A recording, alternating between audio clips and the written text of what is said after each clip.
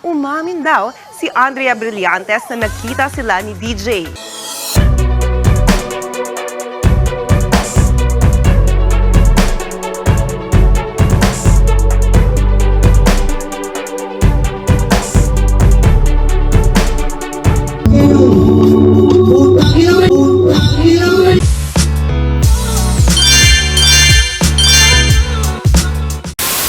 This past few weeks, marami akong mga nababasang tanong.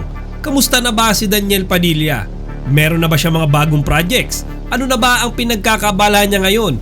Or kung completely na ba siyang naka-move on sa kanyang love life? Well, kung babasihan natin yung mga latest report na lumalabas tungkol sa kanya, Daniel is still in his road to recovery. Ayon sa interview sa mga malalapit na tao sa kanya, ginagawa pa din daw ni Daniel yung best niya para makaahon sa hukay na kinalalagyan niya ngayon. Which will lead us to our next question. Bakit nga ba napunta si Daniel Padilla sa sitwasyon na kinalalagyan niya ngayon?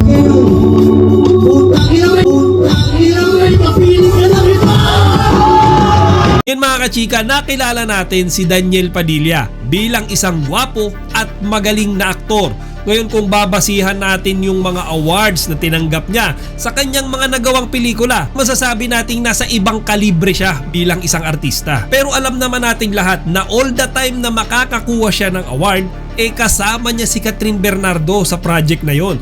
Kumbaga mga kachika, ang award na yon ay ginawa ng Katniel, hindi ng Daniel.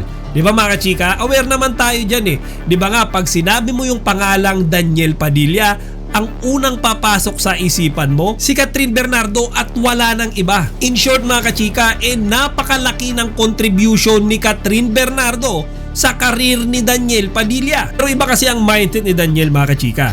Imbis na ituring niya si Catherine na kanyang kakampi at katuwang, kalaban ang tingin niya kay Catherine. Kumbaga parang nakikipag-compete siya, ayaw niyang masapawan at napatunayan nga yan sa isang interview sa kanila kung saan napikon si Daniel matapos puriin ng isang reporter si Catherine Bernardo bilang isang box office queen.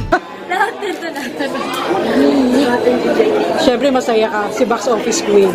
Hindi ba ako box office king? Mas box office king ka. Ikaw naman. Marami naman akong box office. Ayun, nagtambo na. Kasi, Ikaw talaga. yun lang. So, Pait. Moment ni Catherine yan sa kanya nakatutok yung spotlight. Siyempre as a boyfriend, dapat purihin mo yung na-achieve ng girlfriend mo. Tingnan yung ginawa ni Daniel kinuha niya yung spotlight, sa kanya niya tinutok at gusto niya siya yung makakuha ng atensyon ng mga tao na nagpapakita ng kanyang inggit at bitterness kay Catherine. Kaya nga sa ginawang pagsabat na yan ni Daniel Padilla sa interview kay Catherine, hindi mabibilib sa kanya yung mga reporter, bagkos magiging mayabang at arugante pa yung dating niya sa kanila. At kung nadismaya na kayo dyan sa ginawang yan ni Daniel, wala pa yan nung inambaan niya ng suntok si Catherine Bernardo sa Star Magic Ball 2017. At kitang-kita iyan sa kamera. Noong 2017 ay makikita na inis si Daniel kay Catherine dahil sa suot nitong medyo sexy. Makikita din na inambahan niya si Catherine ng suntok. Maaaring sabihin ng iba na normal lang itong ganitong gesture. Pero look at Catherine's reaction. She looked alarmed and embarrassed sa inasta ng ex-boyfriend. Ang pagsusuot daw ng medyo sexy na dress ni Catherine ang nagmitya umano ng alitan nilang dalawa. At mga kachika, dahil nga doon, galit na galit si Daniel Padilla to the point na inambaan niya na ng suntok or parang didibdiban niya na si Catherine. Mga kachika, publicly niya hinihumilit si Catherine Bernardo. Maraming mga netizens yung nagtatanggol kay Daniel that time na nagbibiruan lang daw, ganyan daw talaga mag-joke si Daniel. Pero mga kachika, tignan yung mabuti yung mukha ni Catherine Bernardo that time. Mukha bang biruan yan? Mukha bang nakikipaglokohan si Catherine Bernardo sa ganyang facial reaction? Di ba para siyang natatakot? Para siyang babaeng ginugulpi ng asawa. Alam niyo yun, para siyang babaeng humihingi ng tulong sa publiko.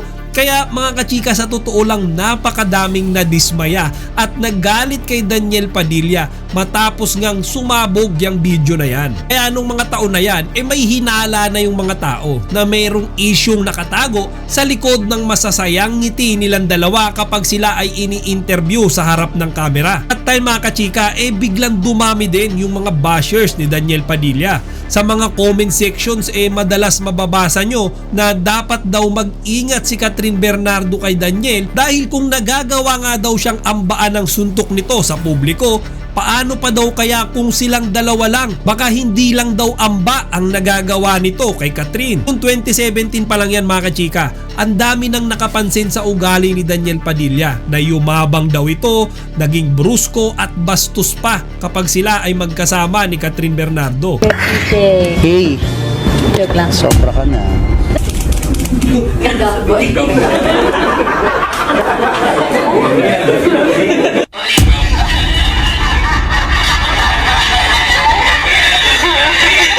Pero mas lumala pa yan nung in-announce na yung pelikulang pagtatambalan ni Catherine Bernardo at ni Alden Richards na Hello, Love, Goodbye. Ito kasi ang unang pelikula na gagawin ni Catherine nang hindi niya makakalab team si Daniel Padilla. Kaya inulan sila mga kachika ng napakaraming interview kasi nagtataka yung mga tao Paano nangyari na si Alden Richards yung naging kapartner dito ni Catherine at hindi si Daniel?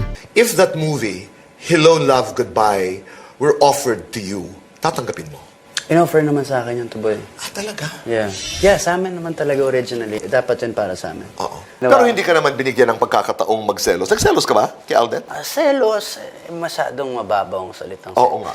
Hindi ako hindi siya selos It's more of it's just different. It's a different feeling. No? Yeah, it's a different feeling kasi yung selos makukuha mo lang kung saan-saan Sa interview na yan, sinabi niya na sinusuportahan niya si Catherine sa bagong pelikula niya. Sabi niya hindi siya nagsiselos kay Alden. Pero bakit lahat ng sinabi niya dyan taliwas sa mga reaksyong ipinapakita niya kapag ini-interview silang dalawa ni Catherine tungkol sa Hello, Love, Goodbye? Sa lahat po na nagpakita ng suporta sa Hello, Love, Goodbye, maraming salamat po.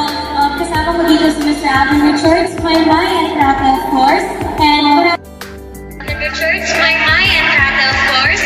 And kasama ko dito si Mr. Alden Richards, my and Rata, of course.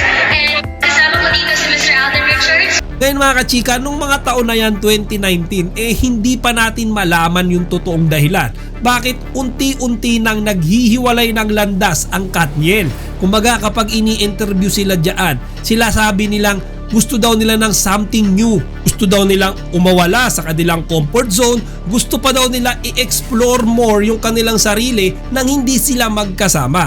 But we don't wanna limit or parang box ourselves na hindi pwede si DJ gumawa ng ibang ganyan kasi dapat Katniel lang parate. Grabe, 11 years na. Pero at some point kasi aabot na rin tayo na gusto na rin natin gumawa naman ng ibang timple.